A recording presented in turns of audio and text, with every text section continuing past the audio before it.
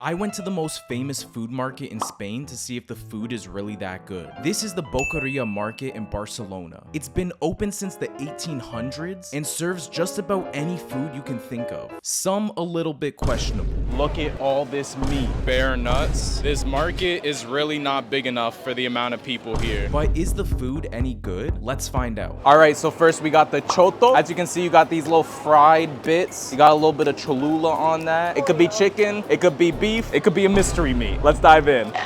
It's fire. The glizzy is delicious. That being said, I do kind of wish that this was a little bit more crispy. Like it had a little bit of crunch, a little bit of hit you in the back of the head kind of vibe. That being said, this is fire. I'm gonna give it a 7 out of 10. Look at all these oysters. I'm gonna get slurping. She completely spread those cheeks open. All right, so we're starting with a creamy oyster. Look at the girth of this meaty fish of the sea. I don't know if it's a fish, but it's beautiful. This is one of the biggest oysters I've seen. So this was 350 euros per person. I think that's kind of expensive, but I guess it's a touristy spot. I'm not gonna complain. Let's get to slurping.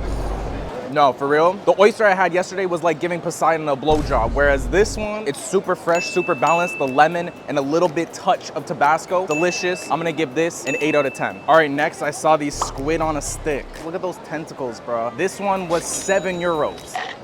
It's not fishy, but it's very chewy. I do find it a little bit of mouthful. I'm kind of choking on some tentacles, but I do like it. I'm gonna give it a 7.5. Everywhere you go, it is just meat on meat on meat. All right, so next we got some zambarinias, 5 euros. Please follow me. I'm not trying to sound cheap, but this is kind of stingy meat right here, I'm not gonna lie. But I did think that it was just too pretty to not slurp up in my mouth.